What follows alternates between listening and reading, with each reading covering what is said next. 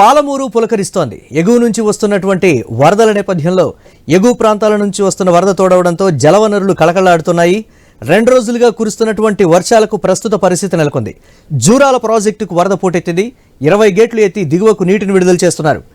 1,35,000 క్యూసెక్కులకు పైగా వరద వస్తుండగా 1,55,000 క్యూసెక్కులు అవుట్ఫ్లోగా ఉంది. 5 కేంద్రాల్లో విద్యుత్ ఉత్పత్తి కొనసాగుతోంది.